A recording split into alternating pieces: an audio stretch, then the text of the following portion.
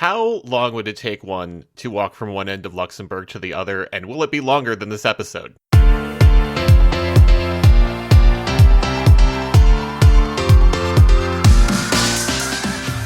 Hello and welcome to the EuroWhat, episode 288, dropping on January 20th, 2026. We are a pair of Americans trying to make sense of the Eurovision Song Contest. I'm Mike McComb, and I'm here with my co-host, Ben Smith. Hey, Ben. Hey, Mike. In this episode, we'll be talking about Luxembourg's history at Eurovision. We are recording this very early, so Malta and Moldova have not had their selections yet. So, Nope. Yeah, so we'll get caught up on all of that in our next episode. But for now, we wanted to talk about Luxembourg. Luxembourg will be having its third edition of the Luxembourg Song Contest this coming Saturday. As we are doing this season, we're taking a look at countries that we haven't really had a chance to take a deep look at. And it's my turn to look at Luxembourg. It makes it sound like we have a custody arrangement. You get to see Luxembourg every other Saturday, okay? Don't worry, I kept it in its protective case. It is still in mint condition. Luxembourg is one of the OG Eurovision participants from 1956, but this year will be only their 40th participation at the contest. They did skip the contest in 1959 because the broadcaster did not think their entry was up to snuff and didn't have time to find a replacement. 35 of their entries have been fully in French. 2 have been fully in Luxembourgish. Their 1993 entry was a hybrid of French and Luxembourgish. And their return entry in 2024 was a hybrid of English and French. They finished last in 1958, which might explain why they had heavier quality control issues in 1959. But then they finished last again when they returned in 1960. They had one more last place finish in 1970. That time, it was the dreaded nil point. Previous performance is not necessarily an indicator of continuing struggles. Luxembourg has won the contest 5 times. They won in 1961. Les amoureux, nous ne pouvons rien contre eux. Ils sont mille, elle en est deux, les amoureux. 1965. Suis-je meilleur, suis-je pire qu'une poupée de salon? Je vois la vie en rose bonbon, poupée de cire, poupée de son. They had back-to-back wins in 72 and 73, and their most recent win was way back in 1983.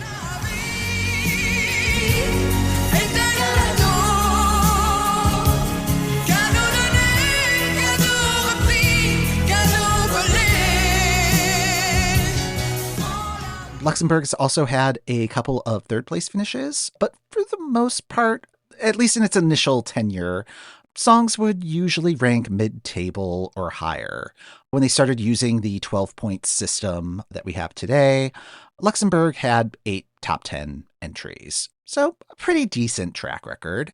Things kind of started going downhill in the mid-80s, and after the 1993 contest, Luxembourg decided to take a little break, and that little break ended in 2024. Just a short break. Little nap. Like the sort of nap where you're like, okay, I'm going to lay down for 20 minutes, and then you wake up and it's just dark outside and you're not sure how long it's been. Yeah, you just have that weird dried out taste in your mouth. It's lovely, lovely times. They have had some notable performers during their tenure. A number of people who have competed twice. So Camilo Felgen, Jean-Claude Pascal, who won for them in 1961, Vicky Leandros, who won for them in 1972.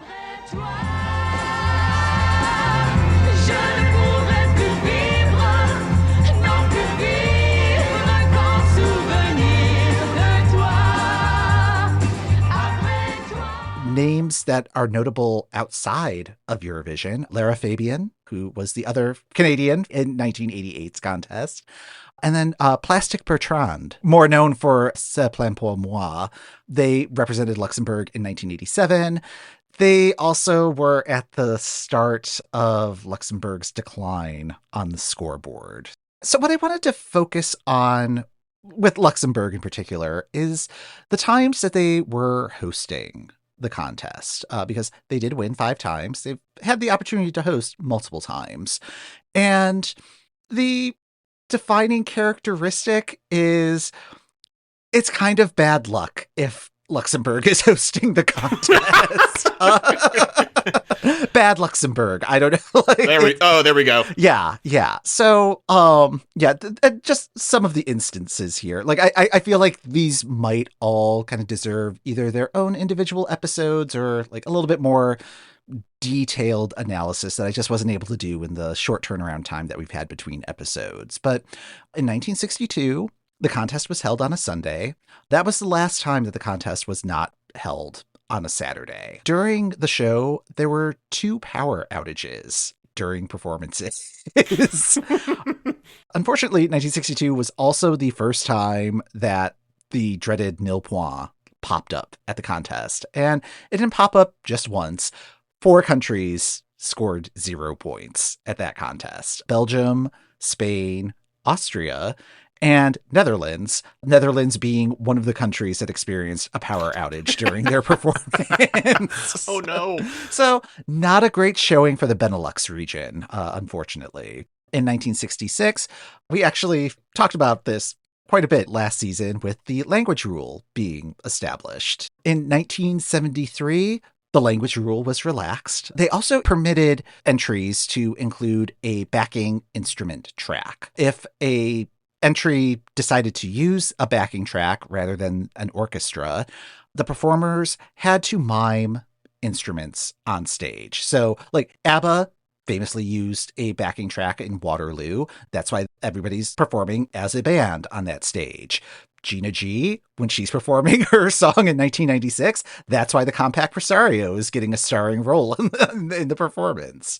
One of the interesting elements of how they were setting up the contest was that the rehearsal schedule was determined by the participating country's proximity to Luxembourg.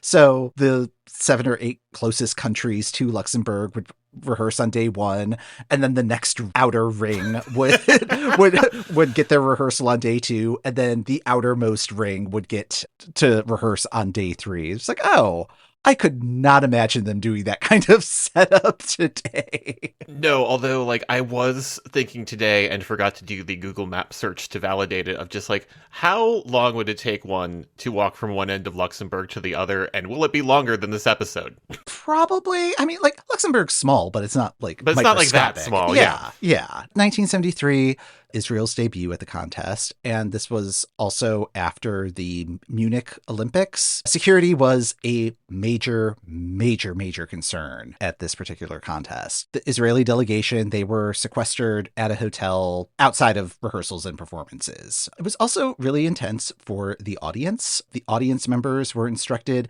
not to stand up during the contest itself at risk of being shot by armed guards within the venue. Oh, geez. Yeah, not just because of the security concerns following what happened at the Munich Olympics, but there were concerns that Irish Republican paramilitaries might be targeting the UK. The 70s were wild. Like, everything that's happened at Eurovision between 1970 and 1975. It's just like, oh my God. So a lot going on there. But also, the interval act at the 1973 contest was the first drag performance at the contest. So, yeah, we absolutely need to do an episode about 1973 because there is so much going on with that one. Luxembourg also wins the 1973 contest, and they're not interested in hosting back-to-back. So UK hosts in 1974. Some stuff happens in 1974. I feel like we've talked about it once or twice before. So bad luck, Luxembourg. You didn't get to host one of the more important contests in Eurovision's history. Their last win was in 1983. So they were hosting in 1984. And by this point, the production of Eurovision has gotten so much bigger. There are so many more participating countries. The press presence is larger. There's just so many technical needs that need to be satisfied. And the venue that they were using didn't have room for an actual audience of, like, normies. Like like with all of the like camera equipment and press boxes and interview spaces and all of that, the only people that were in the audience were the members of the press, members of the participating delegations, and like a handful of invited diplomatic guests. What I found so shocking with the 1984 contest involves the UK's act. And I'm going to send you the video of their performance. We don't have to watch the whole thing, but I would like to get your like initial impressions from it. So let me drop that link in the Slack. All right. I'm going to click on the link in 3, 2, 1. You were only playing love games. You were only playing love games, baby.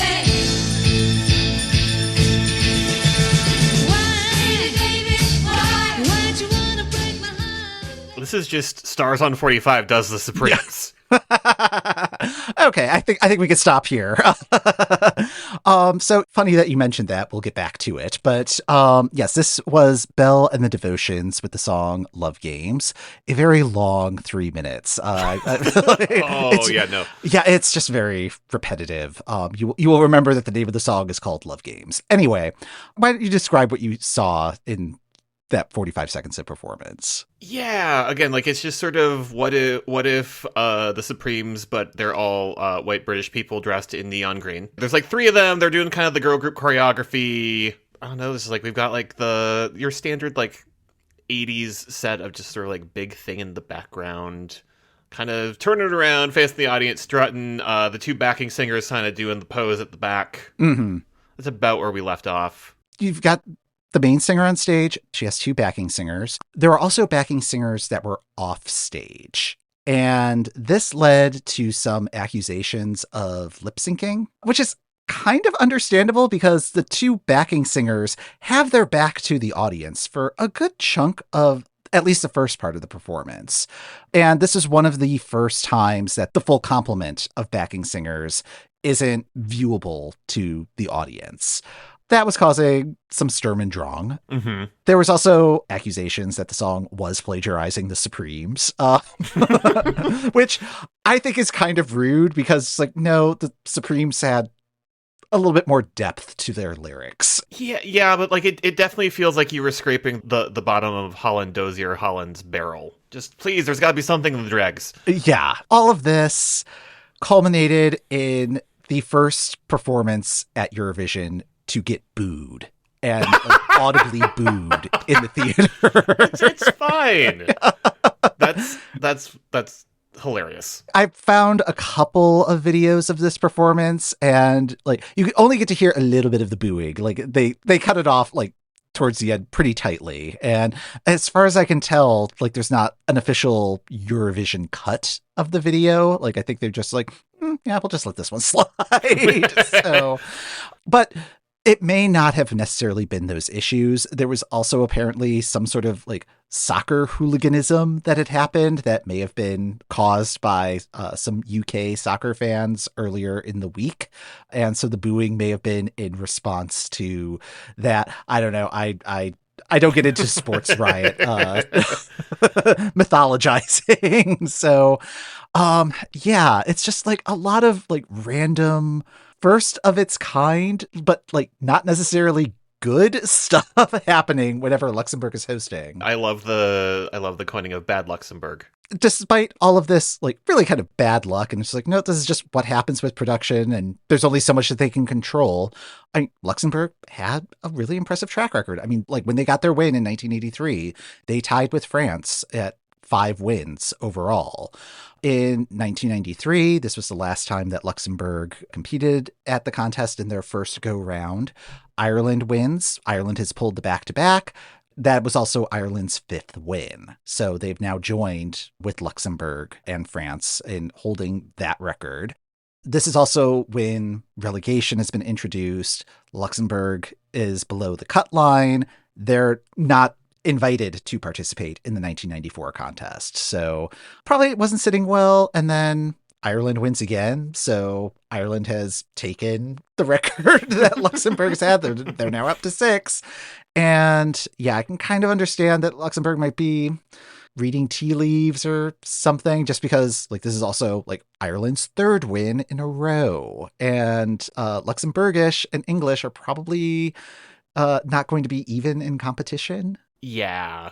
The amount of change that was happening in the 90s with like introduction of the televote and getting rid of the orchestra, like I can kind of see like how Luxembourg would be reluctant to return to the contest. But they did come back in 2024. And they've been here for, this will be their third year. Looking forward to the contest this coming weekend. Yeah, you were taking a kind of closer look at their process. Yes, although before we do that, I did want to call out with Luxembourg.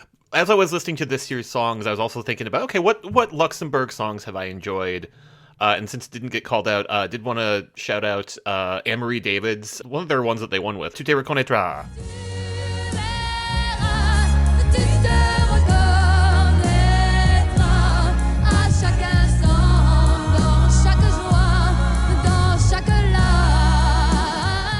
Of that sort of like really lush 70s orchestration Eurovision, that one's a real favorite of mine. I think it might have been on my ESC 250, although I forgot to take a screenshot this year. Ah, yes. It was definitely being ranked. Oh, yeah, yeah. And I believe that one has a perfect record on that countdown. Mm-hmm. Oh, yeah, would not surprise me. It is a very good winner. Yeah, it holds up quite well. And then also, because it was in the YouTube suggestions, I was like, okay, sure, Papa Pinguin.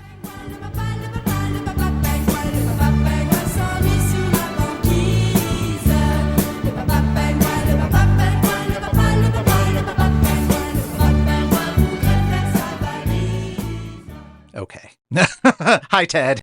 We finally mentioned it on the show. I think of it as like an early, like it is a level of, it's barely stagecraft. It's like, okay, no, there's just like backing singers dressed like penguins.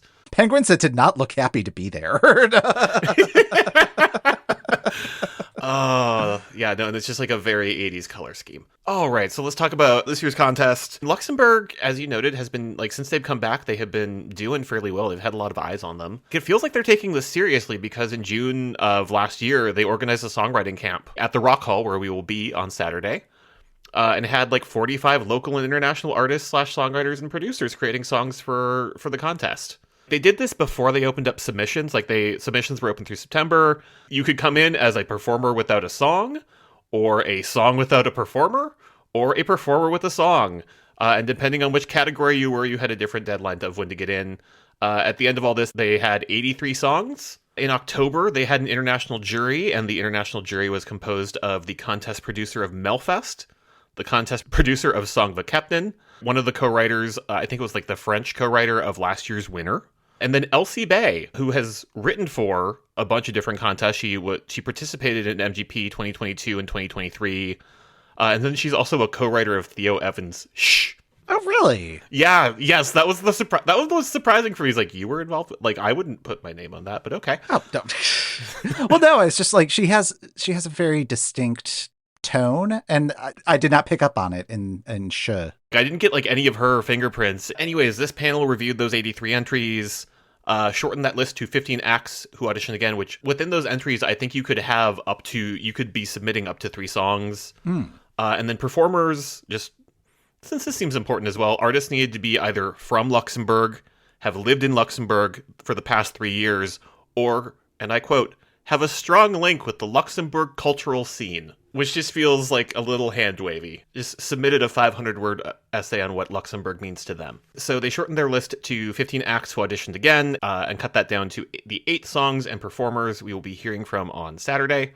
What did you think of the crop this year overall? It's interesting with Luxembourg because like their process has been pretty much the same time of year the last 3 years. So like usually one of the first ones to select toward the end of January. And I think it's kind of reserving judgment, being like, yeah, there's probably not anything that's going to particularly catch my ear. But then seeing them performed live, it's like, oh, okay, I'm sort of getting it now. And I feel like the live performances bring a lot more than the studio releases. Yes. For me, one thing I noticed with this crop, and I kind of looked at last year's artists as well, and it felt like the same sort of deal, is that the photos that they use on sort of the Luxembourg Song Contest provided videos It feels like LinkedIn profile pictures. Well, yeah, I mean, like if they're just doing it like at auditions, they probably just have everybody like in front of a step and repeat and just being like, here, it's the photo that they have for their badge while they're at the camp. It's really interesting to me to try and evaluate what I'm seeing versus what I'm hearing. Mm-hmm. The songwriting camp of everything, I learned that after I'd listened to everything. Like, oh, okay, that explains some of these. Because I think I'm not against songwriting camps. I think it could be useful. You're getting a lot of different artists bouncing off one another. You get some really interesting stuff out of that we've seen at Eurovision. But there's also some stuff where you can just tell. You're just like, yeah, this sounds like a songwriting camp. Yeah, a songwriting camp, and it was 2 a.m. the night before the last day of the camp. Yeah, it's like, oh, God, yeah, we have to submit something. Yeah. Of what they've got in the 8, there's 2 that really stood out to me, and then I have thoughts on the others. Mm-hmm. And like, I'm really interested to see how this selection shakes out, just based on how the last couple years have gone. Luzak is back with Prison Dorée.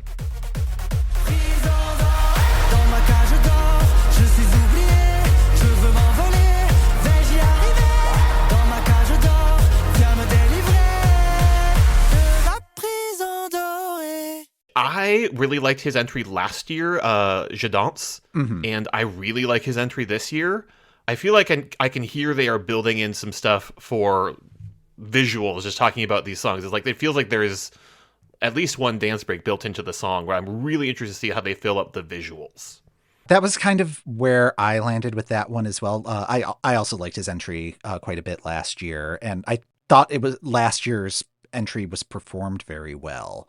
Prison Dorée does feel like it's of a piece with last year's song. Like it feels like it's coming from the same album.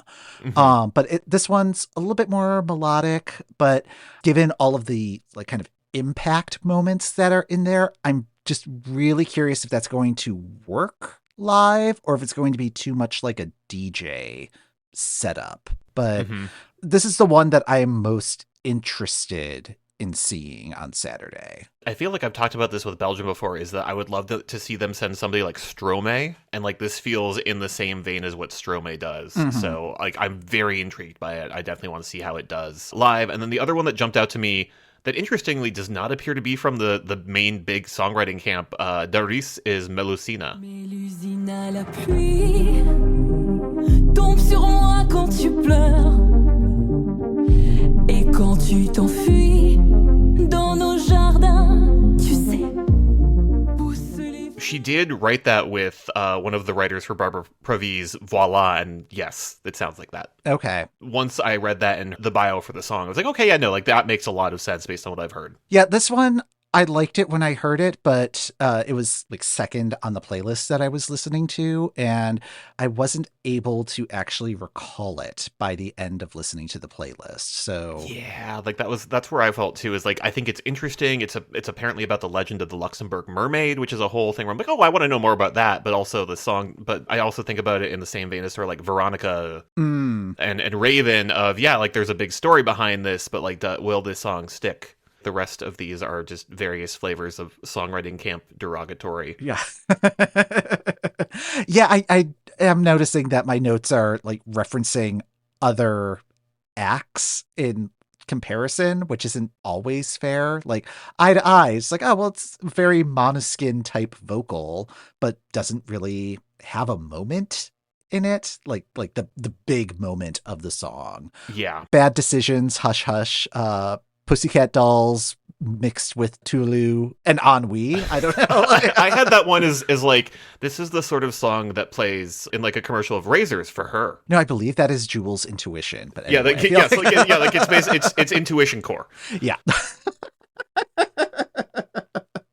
Andrew the Martian, my notes were just like, this is Owl City meets Alex Warren, which are two things I do not want in a song. Oh, no. That one did not catch me. Born Again, my only note for that is no. My note for that one, which might be meaner, we have Michael Sembello's Maniac at home. It's just the drumline from Maniac. That was the other thing. Like, I only listened through this playlist once, so like these are very raw first impressions. And then Sweet Tooth. I wrote very goofy lyrics, but I could see this working if it's staged in a compelling way. And like, this is what Luxembourg does. There were a couple of entries last year. There was at least one entry in the 2024 edition where it's like, okay, I should not be enjoying this as much as I am actually enjoying this. So I'm kind of pulling for Sweet Tooth in that regard. What he's doing with his voice in that song is interesting, but yeah, the lyrics are goofy and like they're hitting me in the same way that Poison Cake did last year. Okay.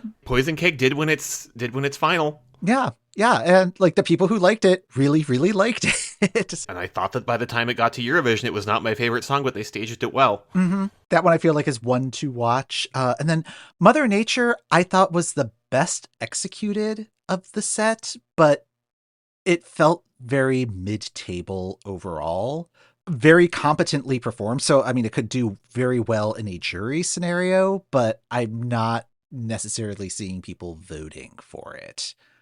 Yes, I think I fall at the same place of like, this is executed really well. I think as a song, if I sit with it too long, I'm like, oh, this doesn't work and this doesn't work. And yeah, it feels again like, and like it has like that little bit of violin line, which like the notes for that song that were along with the YouTube video were like, oh yeah, she improvised that as part of like the last little thing and they worked into the song. I'm like, that's cool. All right. Yeah.